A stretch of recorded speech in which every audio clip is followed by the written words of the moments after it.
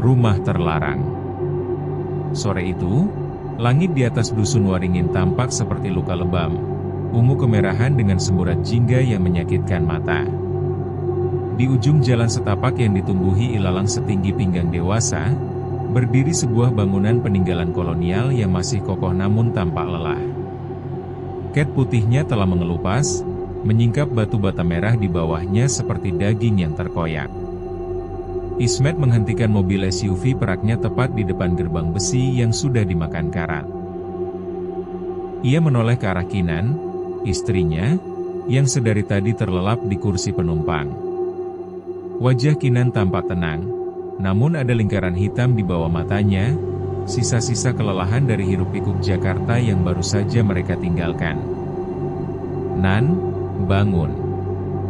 Kita sudah sampai," bisik Ismet lembut sambil mengelus bahu istrinya. Kinan mengerjap. Matanya butuh beberapa detik untuk menyesuaikan diri dengan remang senja sebelum akhirnya tertuju pada bangunan di depan mereka. Ada desiran aneh yang merayap di tengkuknya saat ia menatap jendela-jendela besar di lantai 2 yang menyerupai mata hitam yang kosong. "Ini rumahnya, Matt?" Suara Kinan parau. "Iya. Murah banget, kan? Sisa tabungan kita bahkan cukup untuk renovasi total dan beli perabotan baru." Ismet tersenyum lebar, mencoba menutupi keraguan kecil yang sempat melintas di hatinya saat pertama kali melihat foto rumah ini di situs lelang. Jejak kaki di lantai berdebu. Lantai kayu jati di teras depan berderik protes saat mereka melangkah. Ismet merogoh saku, mengeluarkan sebuah kunci kuningan besar yang terasa dingin, hampir membeku, di telapak tangannya. Saat kunci itu diputar, suara logam yang bergesekan terdengar nyaring, seolah-olah rumah itu sendiri sedang menjerit karena dibangunkan dari tidur panjangnya. Kriet. Bau apak, debu, dan sesuatu yang manis namun busuk, seperti bunga melati yang dibiarkan layu dalam air kotor. Menyambut mereka. "Matt, kamu bau itu?" Kinan menutup hidungnya dengan syal. "Cuma bau rumah kosong, Nan." "Wajar, sudah belasan tahun tidak dihuni," jawab Ismet sambil menyalakan senter ponselnya. Cahaya senter itu membelah kegelapan ruang tamu yang luas. Langit-langitnya tinggi dengan hiasan gipsum yang sudah retak. Di tengah ruangan, terdapat sebuah lampu gantung kristal yang diselimuti sarang laba-laba tebal, bergoyang pelan meski tidak ada angin.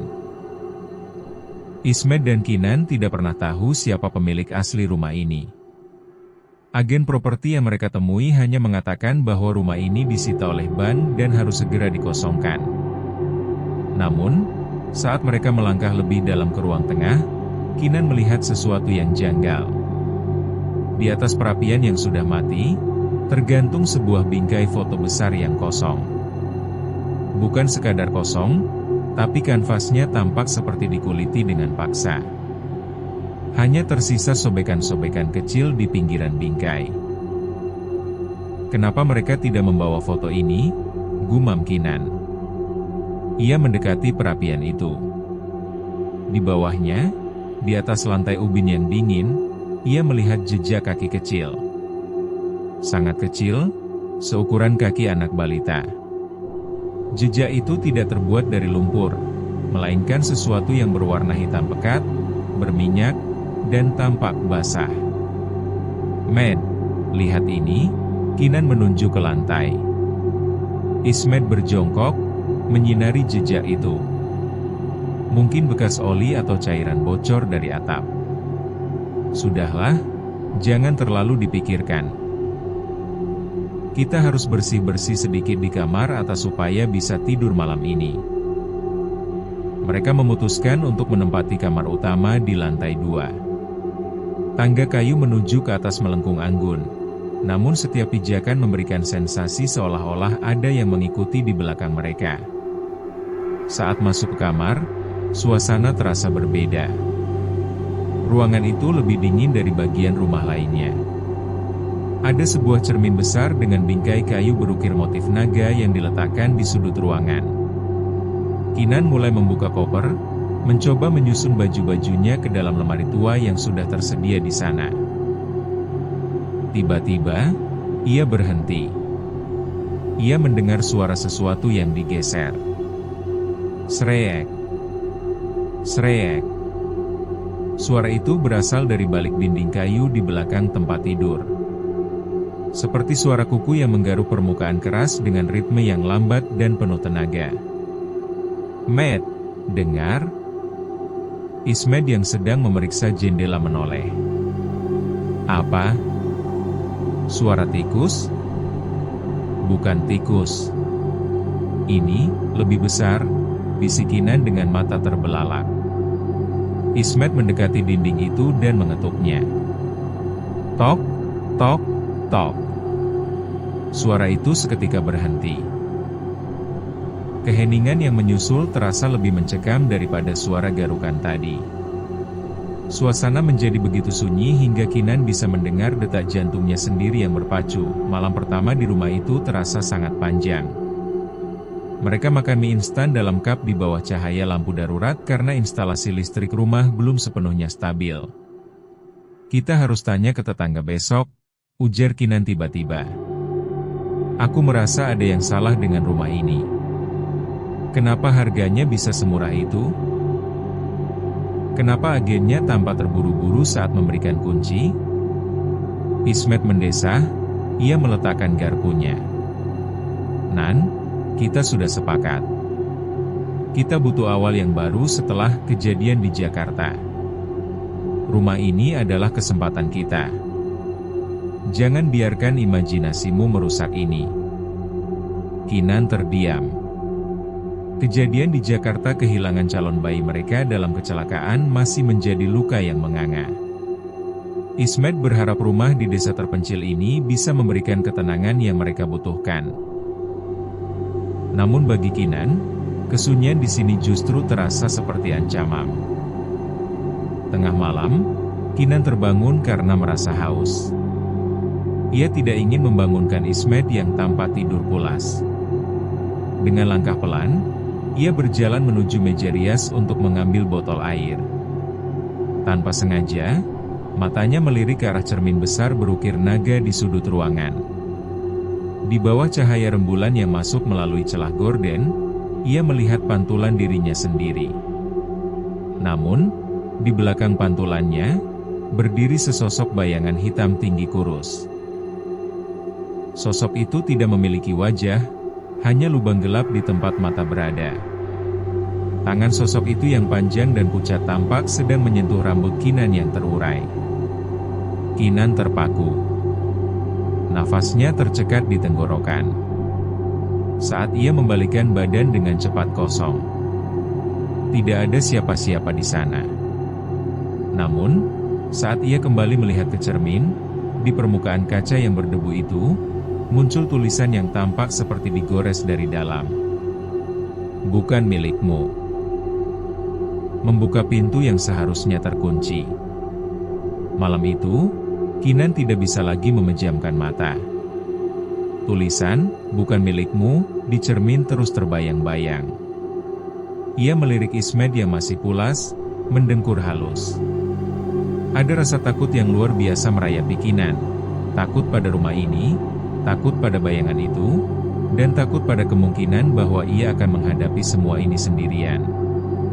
Ia menghabiskan sisa malam itu meringkuk di samping Ismet, mencoba mencari kehangatan dan rasa aman yang samar. Pagi menjelang. Matahari menerobos jendela yang kotor, menyinari ruangan yang semalam terasa begitu gelap dan mengancam. Cermin itu kini hanya menunjukkan pantulan dirinya yang lelah, tidak ada lagi tulisan yang menakutkan. Kinan mencoba meyakinkan dirinya bahwa itu hanyalah halusinasi akibat kelelahan dan stres. Namun, sentuhan dingin di rambutnya masih terasa nyata. Beberapa hari berlalu. Ismet dan Kinan mulai menjalani rutinitas baru. Ismet fokus pada rencana renovasi, membuat daftar perbaikan dan mencari tukang. Kinan, di sisi lain, berusaha membersihkan rumah, Meskipun setiap sudut terasa enggan untuk dilepaskan dari kotoran dan debu lamanya. Namun, gangguan kecil mulai muncul. Kinan seringkali merasa seperti ada yang memperhatikannya dari sudut ruangan. Saat ia berbalik, tidak ada siapa-siapa.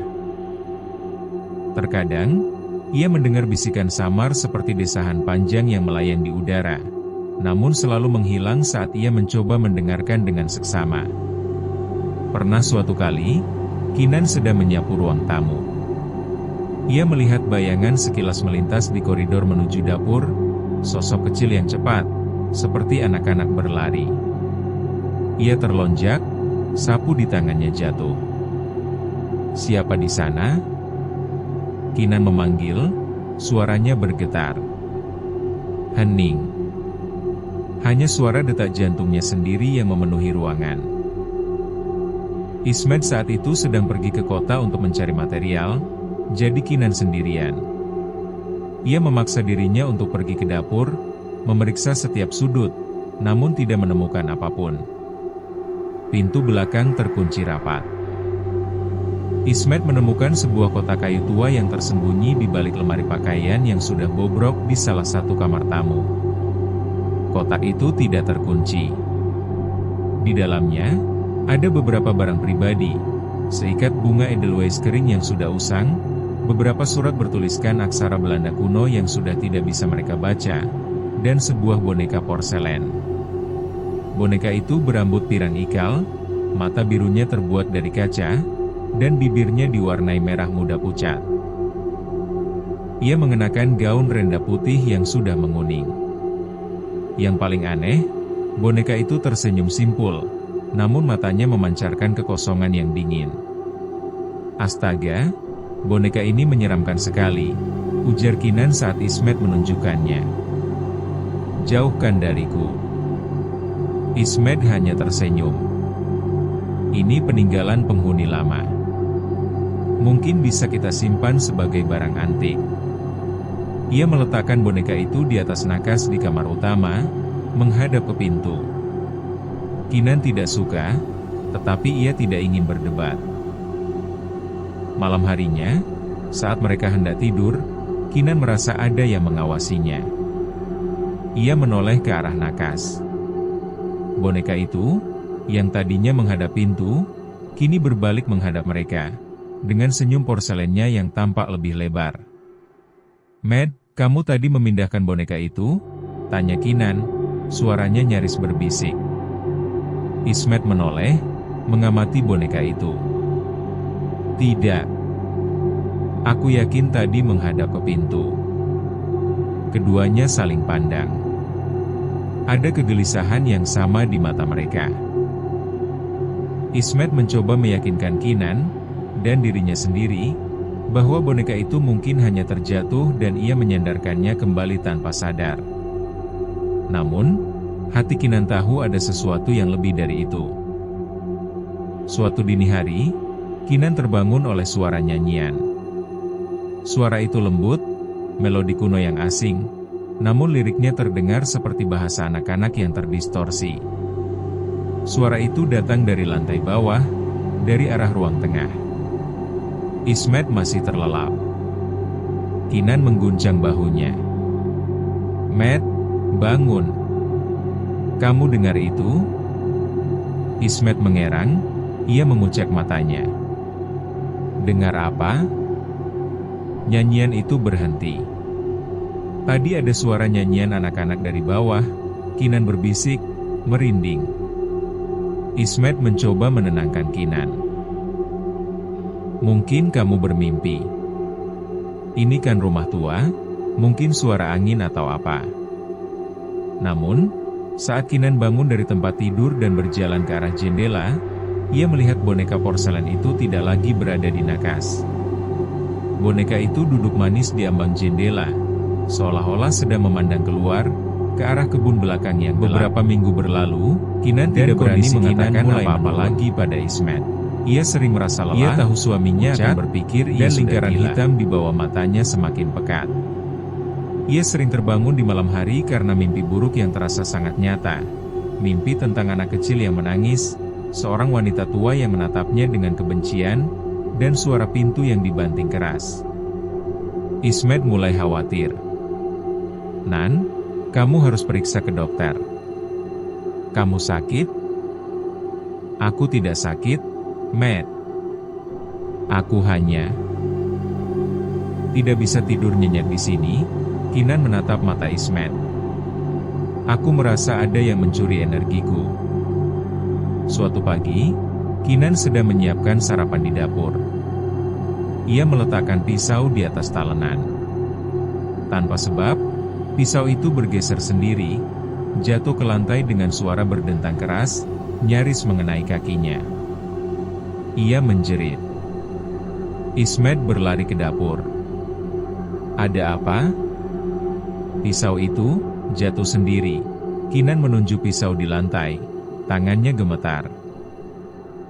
Ismet mengamati pisau itu, lalu melihat ke arah rak bumbu di atasnya. "Mungkin getaran dari jalanan?" "Tidak, Matt. Tidak ada kendaraan yang lewat di sini. Aku bersumpah, pisau itu bergerak sendiri." Kinan mulai terisak.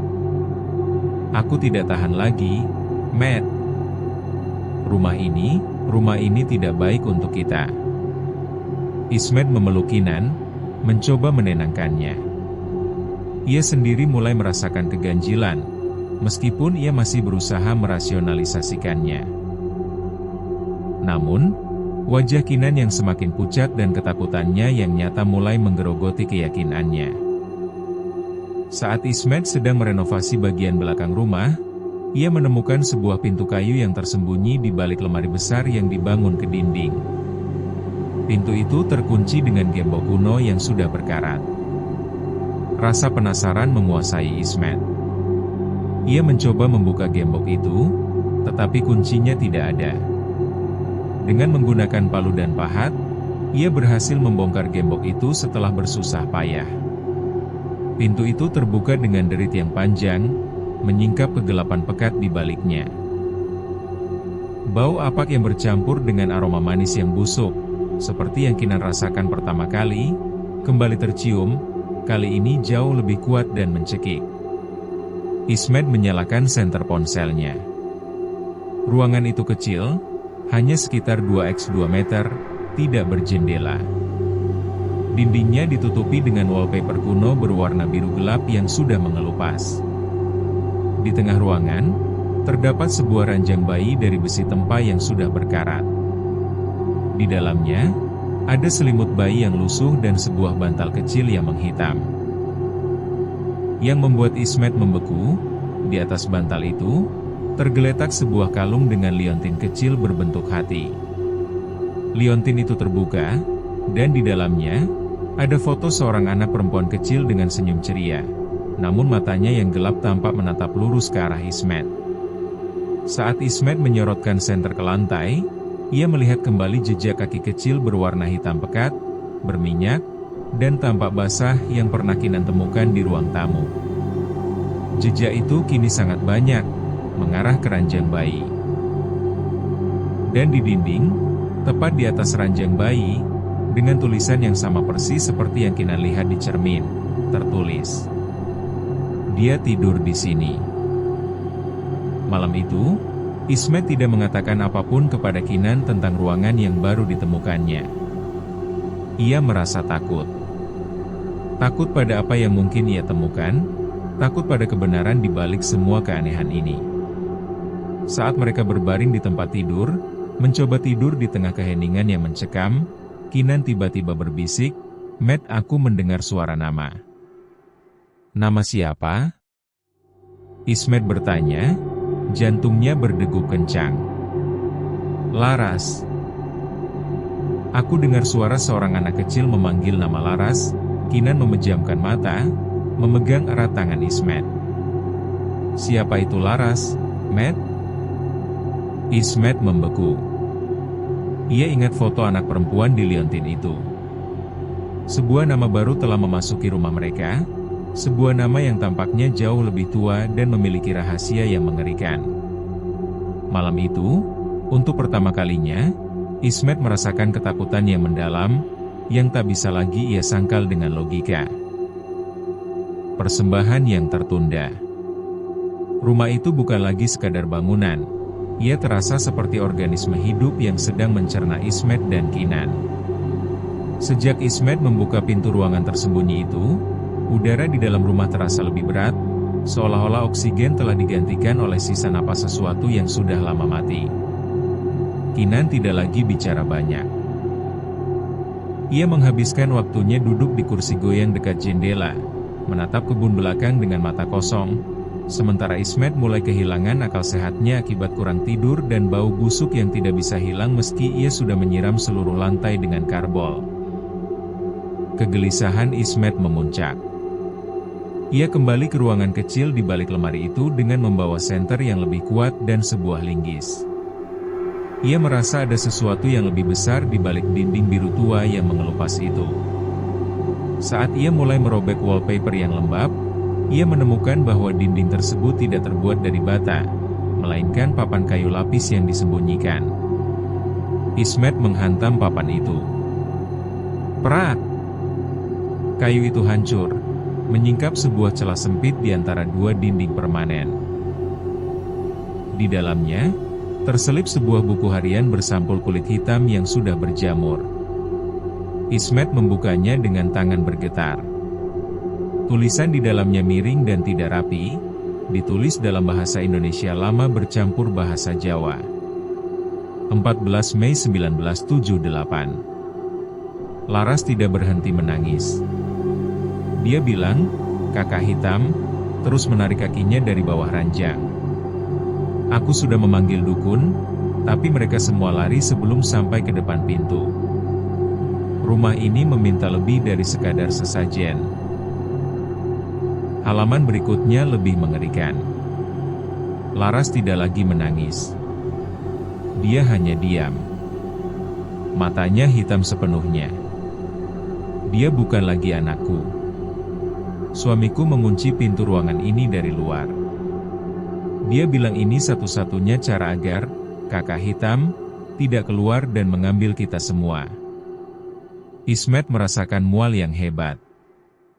Ia menyadari bahwa kamar bayi yang ia temukan bukan sekadar kamar, melainkan penjara bagi seorang anak bernama Laras.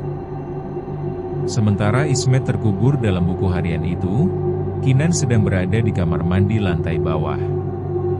Ia mencoba membasuh wajahnya yang pucat.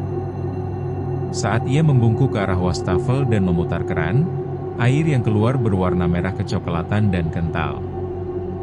Bau besi karat dan darah segar memenuhi ruangan seketika. Kinan tersedak, ia mundur, namun pintu kamar mandi terbanting menutup dengan keras. Brak! Med! Ismet! Tolong! Teriak Kinan sambil menggedor pintu. Lampu di kamar mandi mulai berkedip-kedip kencang sebelum akhirnya padam total. Dalam kegelapan itu, Kinan mendengar suara air yang meluap dari batu. Slurp-slurp. Suara seperti sesuatu yang basah dan besar sedang merayap keluar dari dalam air. Tiba-tiba, sepasang tangan dingin dan kurus melingkari leher Kinan dari belakang. Kuku-kuku panjang menusuk kulit lehernya. Kinan bisa merasakan napas dingin berbau bangkai di telinganya, diikuti oleh bisikan yang parau. Berikan bayimu sebagai ganti. Laras. Kinan menjerit histeris. Ia tidak hamil, tapi entitas itu seolah menuntut sesuatu yang pernah hilang darinya di Jakarta. Ismet akhirnya berhasil mendobrak pintu dan menemukan Kinan pingsan di lantai dengan luka cakar kemerahan di lehernya. Malam itu, mereka tidak berani tidur. Mereka duduk berdekatan di ruang tamu dengan semua lampu dinyalakan.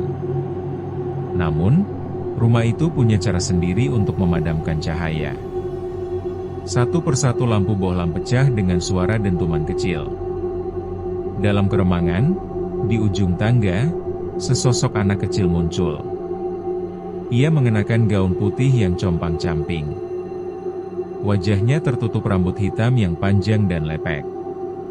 Ia memegang boneka porselen yang ditemukan Ismet tempo hari. "Laras," bisik Ismet, suaranya tercekat. Anak itu tidak menjawab. Ia mulai menuruni tangga satu demi satu. Setiap kakinya menginjak anak tangga, terdengar suara tulang yang retak. Krek-krek. Di belakang anak itu, muncul bayangan yang jauh lebih besar. Sosok hitam tinggi kurus, sosok yang dilihat Kinan di cermin. Sosok itu tampak memegang bahu Laras, seolah-olah sedang mengendalikan bocah itu seperti wayang. "Pergi. Pergi dari sini," teriak Ismet sambil melemparkan buku harian ke arah mereka. Buku itu melayang menembus sosok Laras dan jatuh ke lantai. Sosok itu menghilang dalam sekejap, hanya menyisakan tawa melengking seorang anak kecil yang bergema dari setiap sudut dinding. "Kita pergi sekarang, Nan. Masa bodoh dengan uang kita pergi." Ismet menarik tangan Kinan menuju pintu depan. Ia memutar kunci, namun kunci itu patah di dalam lubangnya. Ia mencoba mendobrak pintu kayu jati yang kokoh itu, tapi pintu itu terasa seperti tembok beton yang tidak tergoyahkan. Mereka berlari ke jendela, mencoba memecahkan kaca dengan kursi, namun kursi itu hancur berkeping-keping seolah menghantam baja. Rumah itu telah mengunci mereka di dalam perutnya. "Kita tidak bisa keluar," tangis Kinan pecah. "Dia mau aku, Matt. Dia mau mengganti Laras yang mati dengan aku." Ismet mencoba mencari jalan keluar lain melalui dapur, namun saat ia melewati ruang tengah, ia melihat lantai ubin mulai retak. Dari bawah retakan itu, cairan hitam berminyak meluap keluar, memenuhi ruangan. Di tengah genangan cairan itu, boneka porselen tadi berdiri tegak. Mata kacanya kini bersinar merah. Tiba-tiba, mulut boneka itu terbuka lebar, mengeluarkan ribuan lalat yang menyerbu ke arah Ismet dan Kinan.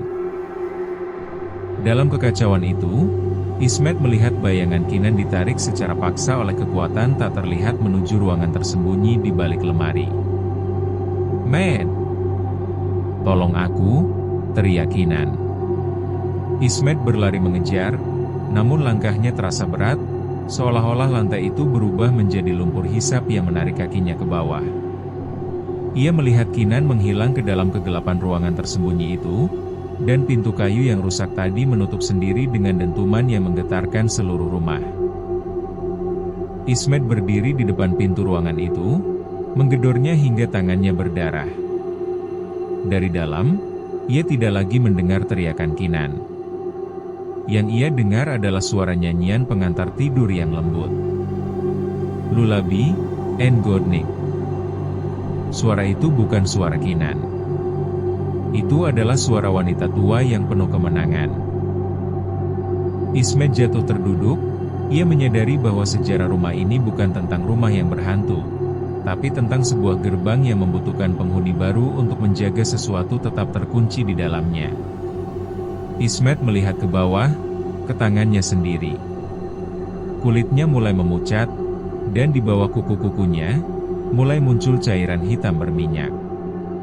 Ia menyadari dengan ngeri, rumah ini tidak hanya mengambil Kinan. Rumah ini sedang mengubahnya menjadi penjaga baru. Penghuni abadi. Rumah itu kini bukan lagi sebuah bangunan, ia adalah rahim yang membusuk. Ismet berdiri di depan pintu ruangan tersembunyi dengan kesadaran yang mulai memudar. Cairan hitam yang merembes dari sela-sela lantai kini telah mencapai pergelangan kakinya, terasa panas dan membakar kulit seperti asam. Di dalam kepalanya, suara-suara penghuni terdahulu tumpang tindih. Tangisan Laras, geraman sosok hitam, dan bisikan wanita tua yang kini ia sadari adalah pemilik pertama rumah ini yang melakukan perjanjian terlarang. Ismet tidak lagi menggunakan palu atau tenaga fisik. Ia meletakkan telapak tangannya yang berdarah ke pintu kayu itu dan berbisik, "Ambil aku, tapi biarkan dia pergi." Pintu itu terbuka perlahan, bukan dengan suara derit, melainkan desahan napas panjang. Di dalam ruangan 2x2 meter itu, ruangannya tampak meluas secara mustahil. Tidak ada dinding, hanya kegelapan tanpa batas yang diisi oleh ribuan helai rambut hitam yang menjuntai dari langit-langit yang tak terlihat. Kinan ada di sana. Ia tergantung di tengah ruangan, terjerat oleh helai-helai rambut itu seperti kepompong. Matanya terbuka lebar, namun bola matanya telah memutih sepenuhnya.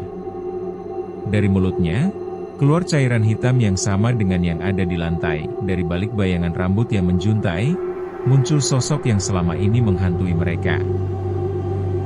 Kakak hitam, bukan lagi sekadar bayangan. Ia adalah entitas kuno, perwujudan dari rasa lapar rumah ini.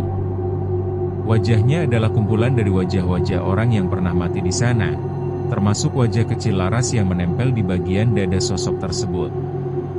Kau berjanji untuk menjaga. Suara sosok itu bergema, bukan di telinga Ismet, tapi langsung di dalam sumsum tulangnya. Satu nyawa untuk satu pintu. Itu hukumnya. Ismet melihat Kinan mulai ditarik lebih dalam ke atas, menuju kegelapan yang pekat. Ia sadar, Kinan sedang dijadikan baterai baru untuk menghidupkan kutukan ini. Dengan sisa kekuatannya, Ismet merogoh saku celananya. Ia masih menyimpan pemantik api Zippo perak kesayangannya. Ia tahu, rumah ini terbuat dari kayu jati tua yang kering dan wallpaper yang mudah terbakar. Jika ia tidak bisa membawa Kinan keluar, maka tidak ada yang boleh tetap berada di sini. Kita pulang, Nan, bisik Ismet lirih. Ia menyalakan pemantik itu. Api kecil itu tampak gemetar di tengah kegelapan yang menekan. Namun, saat api itu menyentuh cairan hitam di lantai, cairan itu tidak padam. Sebaliknya, cairan itu meledak dalam api biru yang dingin. Rumah itu menjerit. Dinding-dindingnya bergetar hebat. Ismet menerjang ke arah Kinan, memotong helai-helai rambut yang menjeratnya dengan pisau saku yang tersisa. Saat Kinan jatuh ke pelukannya, tubuh istrinya terasa sangat ringan, seolah-olah jiwanya sudah diperas habis. Ismet menggendong Kinan dan berlari menuju ruang tamu. Api biru menjalar di mana-mana, namun anehnya, api itu tidak membakar kayu. Ia hanya membakar bayangan dan memurnikan udara dari bau busuk. Pintu depan yang tadinya terkunci kini tampak hancur akibat tekanan supranatural. Ismet melompat keluar ke teras, jatuh terguling di atas rumput halaman yang basah oleh embun pagi. Ia terengah-engah, memeluk Kinan yang masih tak sadarkan diri. Di belakang mereka, rumah itu tidak terbakar oleh api biasa. Bangunan itu tampak menciut, melipat dirinya sendiri masuk ke dalam dimensi yang tidak kasat mata. Dalam hitungan detik, rumah megah kolonial itu hilang, hanya menyisakan tanah kosong yang tandus dan berlubang, seolah-olah bangunan itu tidak pernah ada di sana selama puluhan tahun. Ismet merasa lega untuk sesaat. Cahaya matahari mulai muncul di ufuk timur. Ia menatap wajah Kinan, menunggu istrinya membuka mata. Nan, kita selamat. Kita keluar. Ismet mengelus pipi Kinan. Mata Kinan perlahan terbuka. Namun, Ismet membeku. Mata itu bukan lagi mata coklat hangat milik istrinya. Mata itu hitam legam, tanpa ada bagian putih sedikit pun. Kinan tersenyum, sebuah senyum yang terlalu lebar, persis seperti senyum boneka porselen itu. Ia membuka mulutnya, dan suara yang keluar adalah suara seorang anak kecil.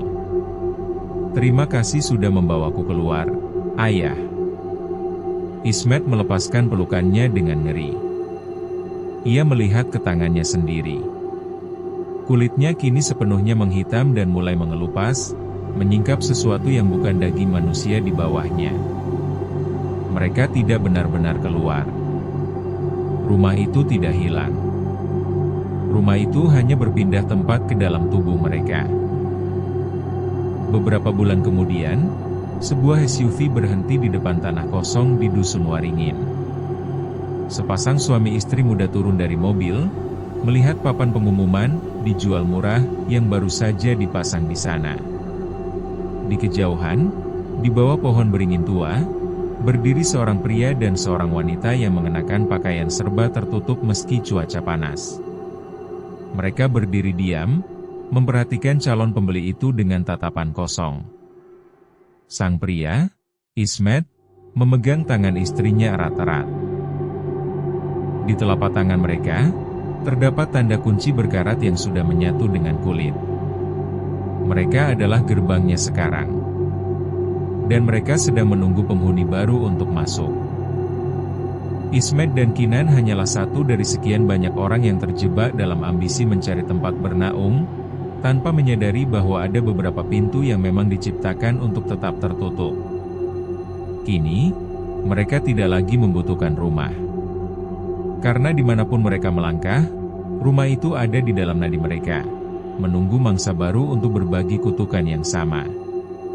Ingatlah, jika Anda menemukan sebuah penawaran yang terlalu indah untuk menjadi kenyataan, mungkin harganya bukan dibayar dengan uang, melainkan dengan jiwa Anda. Terima kasih telah menemani perjalanan mencekam di rumah terlarang. Jika bulu kuduk Anda merinding mendengarkan kisah ini, jangan biarkan rasa takut itu menghilang begitu saja.